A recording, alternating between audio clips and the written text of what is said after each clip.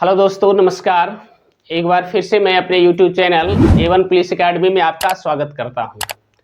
जैसा कि पिछला वीडियो में हमने आपको बताया था अक्षांश रेखा के बारे में, भारत का अक्षांशीय विस्तार के बारे में और अक्षांश रेखा से संबंधित जो क्वेश्चन आते हैं उसके बारे में भी हम काफ़ी डिटेल्स में लगभग चर्चा कर चुके थे। ठीक है, अब हम आज देखेंगे भारत का देशांतरीय विस्तार। तो फिर से वही पॉइंट वाली बात आ जाती है कि देशांतरीय विस्तार का मतलब हुआ कि पहले ये तो जान ले कि देशांतर रेखा होता क्या है। बिल्कुल कल की तरह ही आज हम इस पर चर्चा करने वाले हैं। देखिए, अब इसमें सबसे पहले हम समझते हैं देशांतर रेखा। तो इसको सब मिलकर हेडलाइन बना लीजिएगा। सबसे पहले देशांतर रेखा, ध्यान रखिएगा, देशांतर रेखा।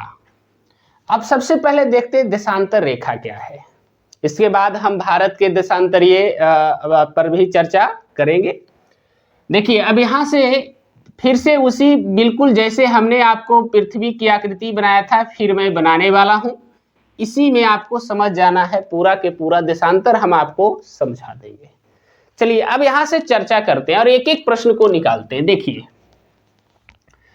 सबसे पहले बउआ, जिस तरीका से हमने अक्षांश रेखा में बताया था कि अक्षांश रेखा जो है बउआ, वो कहता है कि पूरब से पश्चिम की ओर खींचा गया था, लेकिन देशांतर रेखा कहता है बउआ उत्तर से दक्षिण की ओर दोनों ध्रुवों को मिलाने वाली रेखा होती है। ध्यान रखिए, सभी अक्षांश रेखा दोनों ध्रुव को टच करेगा।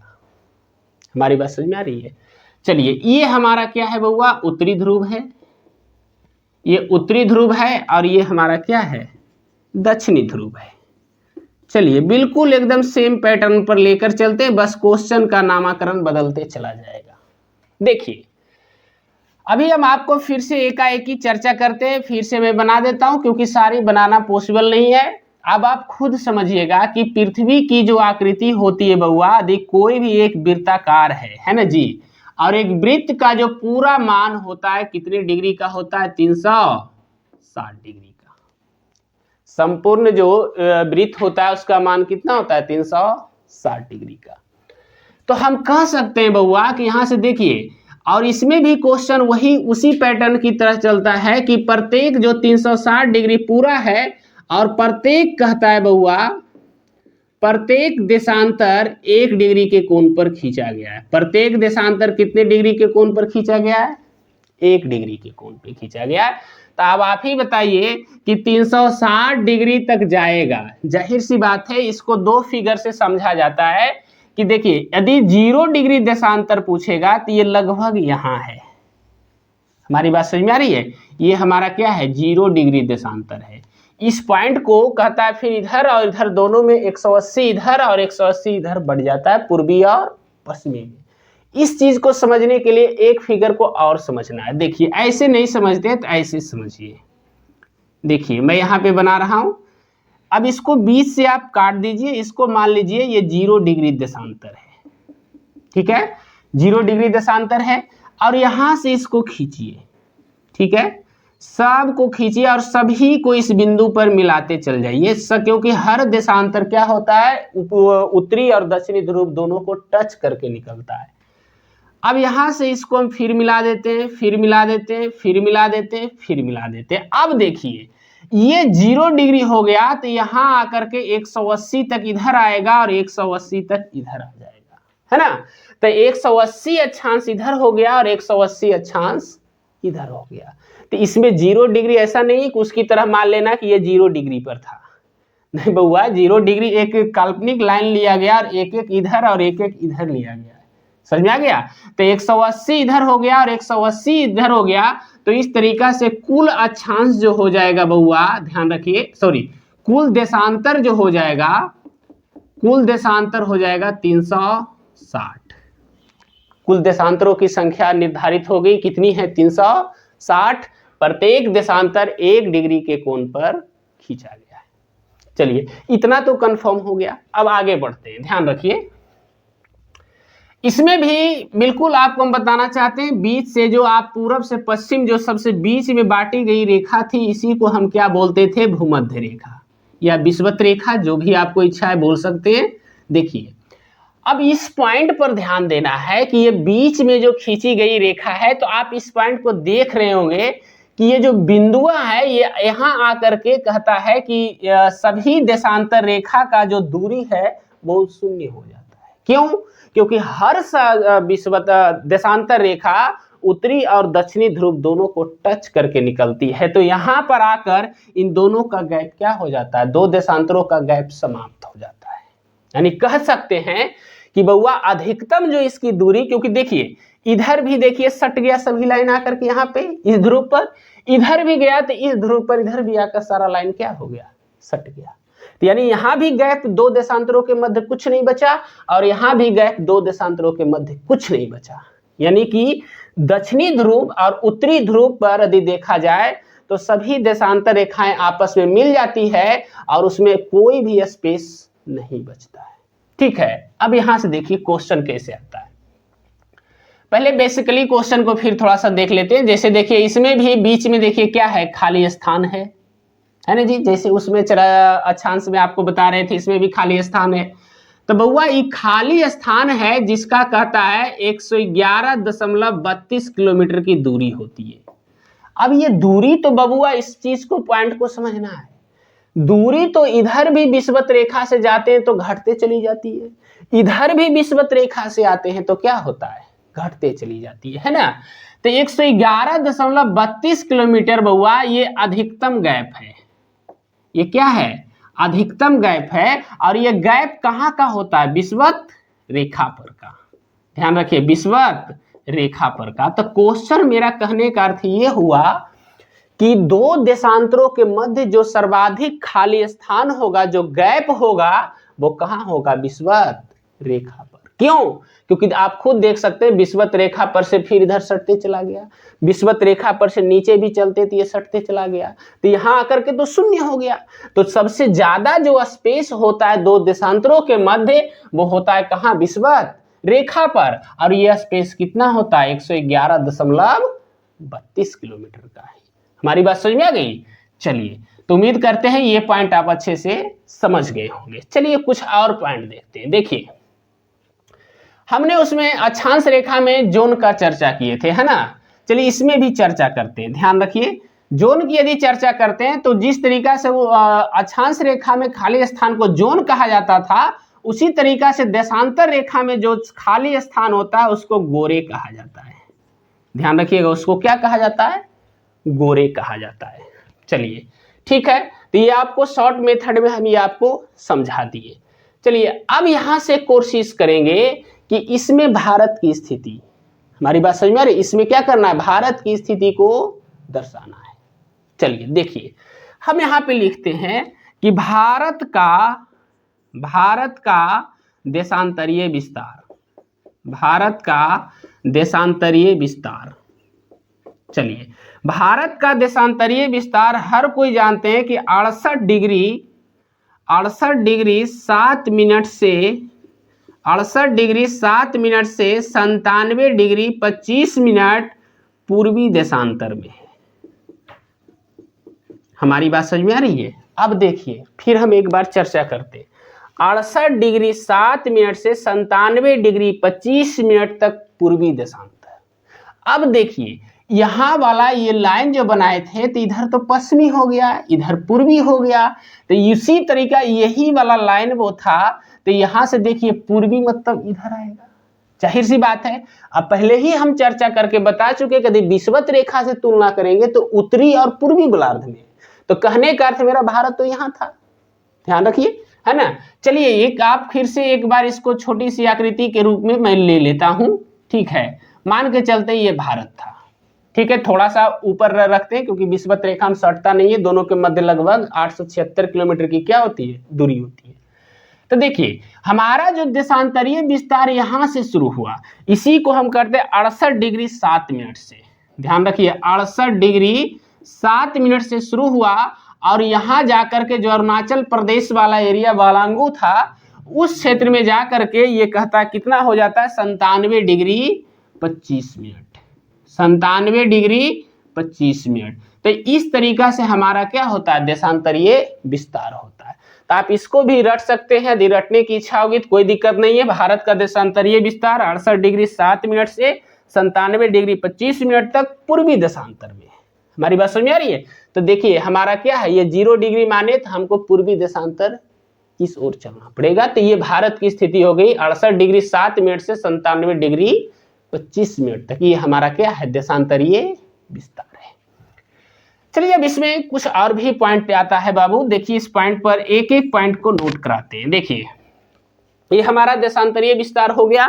उसके बाद फिर अब चलते हैं कि अब देखिए लगभग कहता है बउआ कि 68 डिग्री 7 में 97 डिग्री 25, यदि आप जोड़िएगा तो तकरीबन लगभग 30 देशांतर भारत से होकर गुजरती है। कितनी देशांतर गुजरती है भारत से होकर? 30 देशांतर। ठीक है, अब जब देशांतर की चर्चा कर रहे हैं तो इसका एक और भी बड़ा इंपॉर्टेंट क्वेश्चन आता है। क्वेश्चन क्या है? भारत का मानक समय किस देशांतर से लिया गया है? क्वेश्चन ये है। अब बहुत इंपॉर्टेंट क्वेश्चन है, बहुत बार पूछा गया है, तो थोड़ी इस पर भी हम चर्चा कर लेते हैं। देखिए अब कहता है बाबू कि भारत का जो मानक समय, ध्यान रखिएगा, भारत का मानक समय जो लिया गया है बउआ वो 82.5 डिग्री पूर्वी देशांतर से। ध्यान रखिएगा 82.5 डिग्री पूर्वी देशांतर से, 82.5 डिग्री पूर्वी देशांतर से। अब आप खुद समझिए, देखिए तो 82.5 डिग्री इन दोनों के मध्य आता है या नहीं आता है? बिल्कुल आएगा, जाहिर सी बात है। तो 82.5 डिग्री पूर्वी देशांतर से भारत का मानक समय लिया गया है जो इलाहाबाद के नैनी में स्थित है। कहाँ? इलाहाबाद के नैनी के समीप, या कहीं कहीं मिर्जापुर भी लिखा हुआ रहता है। वहां पर यदि मिर्जापुर रहा तो मिर्जापुर अटेम्प्ट कीजिए, नैनी रहा तो नैनी अटेम्प्ट कीजिए। अरे दोनों नहीं रहेगा तो इलाहाबाद जरूर रहेगा। हमारी बात समझ में आ रही है? यही हमारा भारत का क्या है, मानक समय है। कि यानी कहने का मेरा अर्थ हुआ कि जो 82.5 पूर्वी देशांतर पर जो समय होगा वही समय पूरे भारत में क्या होगा, मान्य होगा। हमारी बात समझ में आ रही है? क्यों? क्योंकि आपको मैं बताना चाहता हूं कि भारत के पश्चिमी और पूर्वी ये दोनों क्षेत्र को में देखा जाए तो 30 डिग्री देशांतर गुजरती है और दोनों में 2 घंटे का अंतराल होता है। हमारी बात समझ में आ रही है? अब इसको थोड़ा और देखिए, इसी पर चर्चा कर देते हैं। ध्यान रखिए, एक देशांतर को कहता है बउआ, क्योंकि पृथ्वी घूम रही है तो घूमेगा तो हर घूमते हुए कोई प्रत्येक देशांतर धीरे धीरे क्रॉस करेगा, जाहिर सी बात है। तो एक देशांतर को पार करने में 4 मिनट का समय लगता है। यानी कहने का अर्थ हुआ कि बाबू पृथ्वी जो घूमती है ना, तो पृथ्वी को घूमते घूमते एक देशांतर को पार करने में 4 मिनट का क्या लगता है, समय लगता है। ठीक है, तो पृथ्वी तो अपने अक्ष पर घूम रही है। अब बताइए 4 मिनट का समय लगेगा और साफ तौर पे यहां लिखा हुआ है कि 0 डिग्री देशांतर से कहता है बउआ पूर्व में जाने पर, ध्यान रखना, पूर्व में जाने पर समय का मान बढ़ता है, समय का मान बढ़ता है। देखिए मैं फिर एक बार इसको चर्चा करने का कोशिश करूंगा। पूर्व में यदि चलते हैं, ये 0 डिग्री है, यहां भी मैं लिख देता हूं 0 डिग्री देशांतर ग्रीनविच से होकर गुजरती है ना जी। ग्रीनविच से जो खींची गई रेखा है लंदन में पड़ता है उसे 0 डिग्री देशांतर कहते हैं। तो ग्रीनविच से पश्चिम में जाएंगे, इसमें समझते हैं, पश्चिम में आएंगे तो प्रत्येक देशांतर पर 4-4 मिनट का समय घटते चला जाएगा। कहां तक? 180 डिग्री तक। फिर यदि पूर्व में जाएंगे तो प्रत्येक देशांतर पर 4-4 मिनट का समय बढ़ते चला जाएगा। कहां? 180 डिग्री तक। हमारी बात समझ आ रही है? अब देखिए भारत का जो मानक समय लिया गया है बउआ वो 82.5 डिग्री पूर्वी देशांतर से लिया गया है। तो अब आप बताइए 1 डिग्री पर 4 मिनट बढ़ रहा है और हमारा भारत का मानक समय कितना है? 82.5 डिग्री पूर्वी देशांतर है। 1 डिग्री पर 4 मिनट बढ़ रहा है तो 82.5 डिग्री पर तो 82.5 गुने 4 मिनट, जितना होगा उतना समय ग्रीनविच से हमारा समय क्या हो जाएगा, आगे हो जाएगा। तो उसी पर कैलकुलेशन करते हैं। देखिए मैं यहां लिखता हूं, यदि 1 डिग्री देशांतर को पार करने में 4 मिनट लगता है तो भारत का मानक समय 82 डिग्री है। तो 82 डिग्री को पार करने में कितना समय लगेगा? 4 दूना 8 और 8 चौ 32। 328 मिनट हुआ ना। लेकिन बबुआ ये 82 डिग्री है, हमारा मानक समय 82.5 है। हमारी बात समझ में आ रही है। तो 1 डिग्री को पार करने में 4 मिनट, तो 82 डिग्री को पार करने में 328 मिनट। फिर आधा डिग्री अभी और बचा हुआ है, तो 1 डिग्री को पार करने में 4 मिनट, तो आधा डिग्री को पार करने में 2 मिनट। जाहिर सी बात है। तो 2 मिनट इसमें हम और क्या कर देंगे, ऐड कर देंगे, तो टोटल हो जाएगा कितना, 330 मिनट। टोटल कितना हो जाएगा, 330 मिनट। और घंटा में बदलने के लिए आप यदि इसको 60 से भाग दीजिएगा तो 5.5 आएगा, या इसी को कह सकते हैं 5 घंटा 30 मिनट आएगा, यानी 5.5 घंटा आएगा। तो इस तरीका से हमारा जो मानक समय 82.5 डिग्री पूर्वी देशांतर से लिया गया है, जो ग्रीनविच से जो 0 डिग्री देशांतर पर है वहां से 5.5 घंटा हमारा मानक समय क्या है, आगे है। हमारी बात समझ में आ रही है। यही यदि पीछे पश्चिमी तरफ होता तो 5.5 घंटा पीछे हो जाता, लेकिन पूरब के तरफ है और पूरब में जाने पर समय का मान बढ़ता चला जाता है। प्रत्येक डिग्री पर समय का मान 4 मिनट क्या हो जाएगा, बढ़ जाएगा। तो कभी कभी ये क्वेश्चन उलट कर पूछ देता है, क्या पूछता है, तो 1 घंटे में कितने देशांतर पार करेंगे। अरे बउआ, एगो के पार करे में 4 मिनट, तो 1 घंटा में 60 मिनट, तो 60 भागे 4 15 डिग्री पार कर जाएगा, यानी 15 देशांतर 1 घंटा में क्या हो जाएगा, क्रॉस कर जाएगा। ठीक है। उसी के कारण तो देखो भारत से होकर तकरीबन लगभग 30 देशांतर गुजरता है जी। तो इधर देखिए गुजरात है, सबसे पूर्व में अरुणाचल प्रदेश है। अब 30 को गुजरेगा तो 30 से, यानी 1 घंटा 120 मिनट का फासला हो जाएगा। यानी दोनों का मानक समय देखा जाए भारत के पूर्व और पश्चिम में, तो दोनों के मानक समय में तकरीबन 2 घंटा का क्या हो जाएगा, फर्क हो जाएगा। 120 मिनट का मतलब 2 घंटा का फर्क हो जाएगा। तो फर्क हो जाएगा। इसी कारण से कहता है बउआ कि सबसे पहले सूर्योदय अरुणाचल प्रदेश में होती है, तो उसके बदले गुजरात में सूर्योदय 2 घंटा के बाद होगा। कहने का अर्थ है यदि सूर्योदय अरुणाचल प्रदेश में 7 बजे होगा, तो आपका गुजरात में बउआ सूर्योदय 9 बजे होगा। उससे पहले सूर्योदय नहीं हो सकता। क्यों? क्योंकि पृथ्वी घूम रही है, और घूम करके जब तक वो उस देशांतर पर नहीं पहुंचता तब तक सूर्य का प्रकाश वहां नहीं पड़ेगा और सूर्योदय वहां नहीं होगा। तो इसलिए इससे एक क्वेश्चन निकल गया कि भारत के कहता है सबसे पूर्वी और सबसे पश्चिमी के मध्य बिंदु में समय अंतराल पूछे तो 2 घंटा का समय अंतराल होता है। क्यों? क्योंकि भारत से होकर 30 देशांतर गुजरती है और एक देशांतर के पार करने में 4 मिनट का समय लगता है, तो 30 देशांतर को पार करने में 20 से 120 मिनट अर्थात 2 घंटे का समय लगेगा। चलिए, तो ये उम्मीद करते हैं आपको ठीक ठाक से समझ में आ गया होगा। अब इसको नोट अच्छे से बना लीजिए, एक भी क्वेश्चन छूटे नहीं, आसानी से नोट बना लीजिए। चलिए लिखिएगा,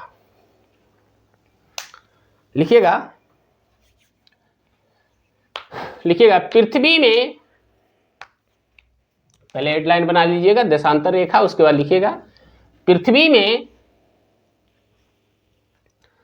उत्तरी और दक्षिणी ध्रुव, पृथ्वी में उत्तरी और दक्षिणी ध्रुव को मिलाने वाली काल्पनिक रेखा को, उत्तरी और दक्षिणी ध्रुव को मिलाने वाली काल्पनिक रेखा को देशांतर रेखा कहा जाता है। देशांतर रेखा कहा जाता है। देशांतर रेखा कहा जाता है। अब अगला पॉइंट में लिखिएगा, प्रत्येक देशांतर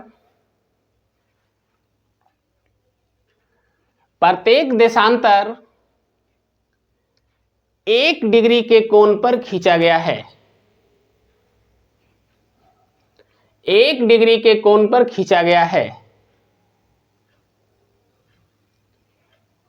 इस तरह से पूरे पृथ्वी में इस तरह से पूरे पृथ्वी में कुल देशांतरों की संख्या, इस तरीका से पृथ्वी में कुल देशांतरों की संख्या 360 होगी। इस तरह से पृथ्वी में कुल देशांतरों की संख्या 360 होगी।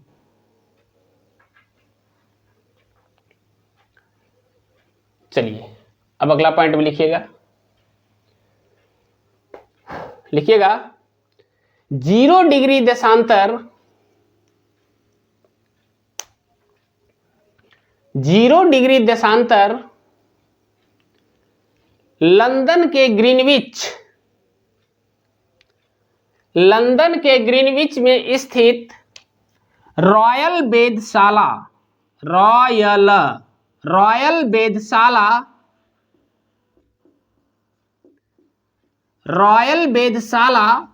से होकर गुजरती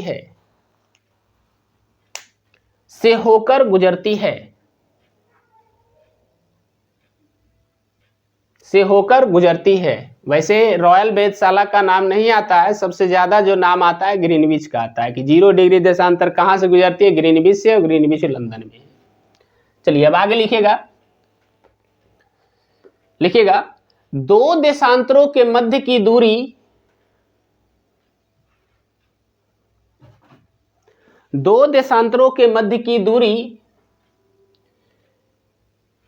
111.32 किलोमीटर होती है। 111.32 किलोमीटर की होती है। फिर नीचे पॉइंट बनाइएगा। लिखिएगा 2 देशांतरों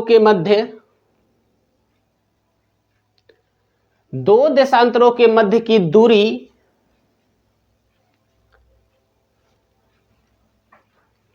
अधिकतम,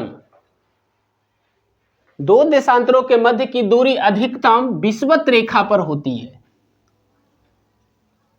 अधिकतम विषुवत रेखा पर होती है, जबकि ध्रुव पर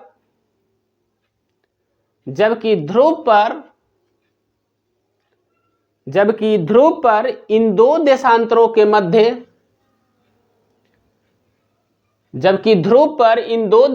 के मध्य की दूरी शून्य हो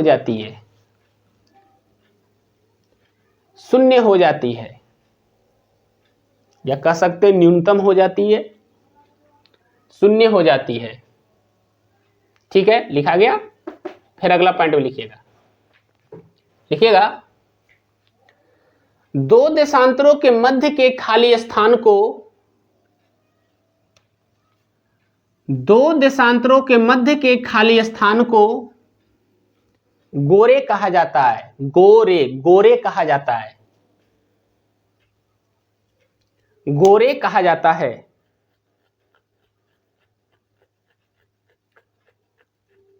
हो गया। चलिए, ये हमारा देशांतर से संबंधित कुछ बेसिक पॉइंट था। अब लिखिएगा भारत का देशांतरीय विस्तार,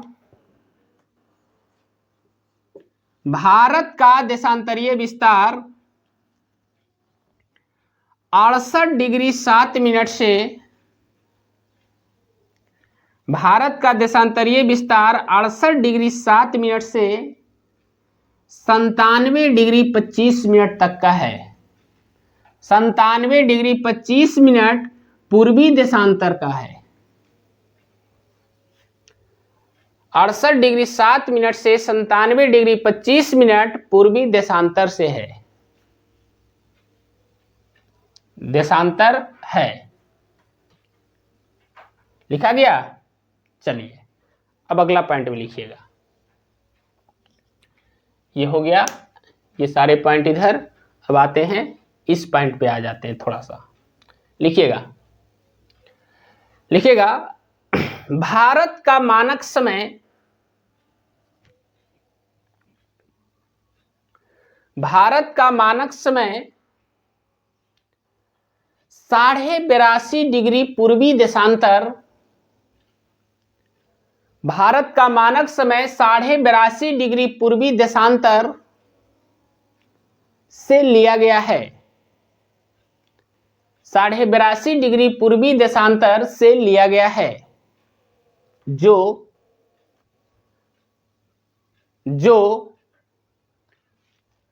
इलाहाबाद के नैनी,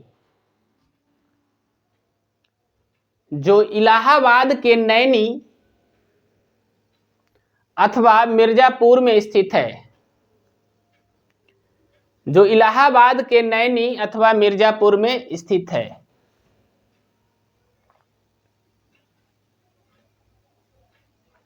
हो गया। अब अगला पॉइंट में लिखिएगा भारत का मानक समय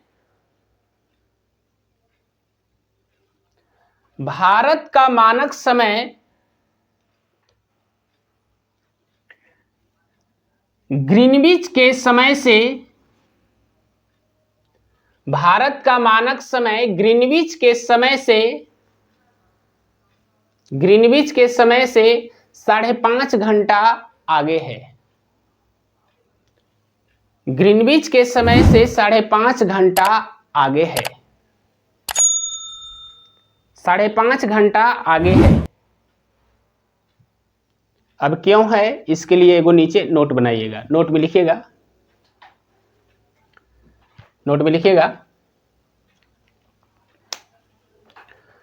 ग्रीनविच से ब्रैकेट में लिखिए 0 डिग्री देशांतर से। ग्रीनविच से ब्रैकेट में लिखिए 0 डिग्री देशांतर से पूर्व में जाने पर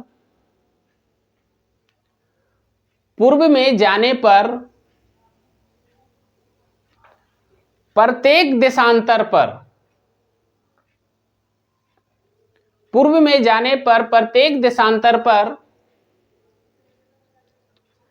4-4 मिनट का समय बढ़ता चला जाता है। 4-4 मिनट का समय बढ़ता चला जाता है, जबकि पश्चिम में जाने पर 4-4 मिनट का समय घटता चला जाता है। जबकि पश्चिम में जाने पर 4-4 मिनट का समय घटता चला जाता है।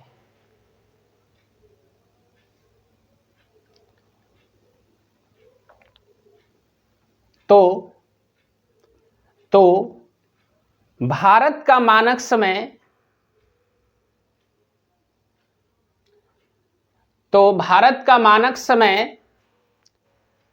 5.5 घंटा आगे, तो भारत का मानक समय 5.5 घंटा आगे है। भारत का मानक समय 5.5 घंटा आगे है, जिसे निम्नलिखित समीकरण द्वारा समझ सकते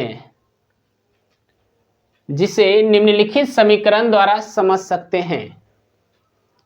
अब नीचे समीकरण बनाइएगा। भारत का मानक समय 82.5 डिग्री से लिया गया है, तो पहले 82 डिग्री हमारा पूर्वी देशांतर में है, तो कैलकुलेशन कीजिए बउआ कि 82.5 गुने 4 तो 328, यहाँ क्या हो जाएगा मिनट, है ना जी। 328 क्या हो जाएगा मिनट। उसके बाद फिर आधा डिग्री के लिए फिर 2 मिनट और क्या करेंगे ऐड कर देंगे, तो 330 मिनट हो जाएगा, जिसको 60 से भाग दीजिएगा तो 5.5 हो जाएगा, या पूरा घंटा और मिनट में निकालिएगा तो 5 घंटा 30 मिनट आएगा।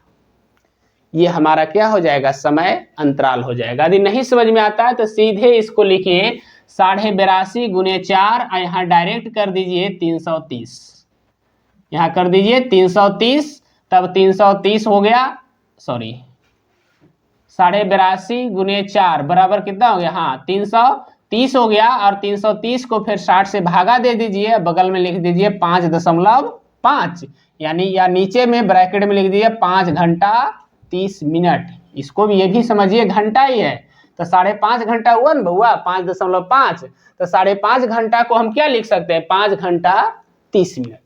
इतना हमारा मानक समय क्या है ग्रीनविच से आगे है। ठीक है, चलिए अब कुछ और पॉइंट रह गया है, इधर मैं लिखा दिया हूं। भूमध्य रेखा हो गया, प्रत्येक तिथि से लिखा गया है, कुछ छूटा नहीं इसमें। हाँ ये रह गया, नीचे लिखिएगा, भारत से होकर कुल लगभग 30 देशांतर गुजरता है। भारत से होकर लगभग कुल 30 देशांतर गुजरता है। इसी कारण से भारत के पूर्वी और पश्चिमी छोर, इसी कारण से भारत के पूर्वी और पश्चिमी छोर, इसी कारण से भारत के पूर्वी और पश्चिमी छोर के मध्य का समय अंतराल, पूर्वी और पश्चिमी छोर के मध्य का समय अंतराल 2 घंटे का होता है। समय अंतराल 2 घंटे का होता है। हो गया। नीचे फिर एक और पॉइंट बनाइए, ये कभी कभी बार बार क्वेश्चन आते रहता है, हमको बहुत सारे एग्जाम्स के क्वेश्चन बैंक में मिला है। नीचे लिखिएगा, भारत में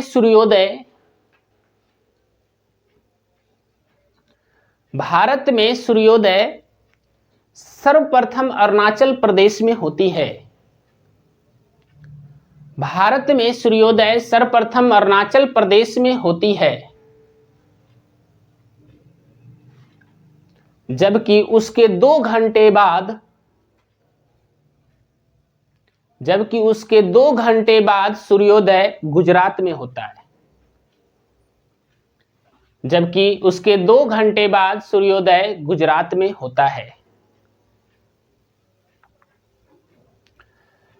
चलिए अब यहां से समझिए एक एक बिंदु को। अब मैं इतना लगभग सारे पॉइंट्स को आपको लिखा दिया हूं, जो भी बचा हुआ होगा समय उसमें हम आपको सारे को दोहरा देते हैं एक बार और समझने का कोशिश करते हैं। देखिए, सबसे पहले चीज हमने बताया कि टोटल जो बउआ उत्तरी और दक्षिणी ध्रुव को मिलाने वाली रेखा है, इसी रेखा को हम क्या कहते हैं, देशांतर रेखा कहते हैं।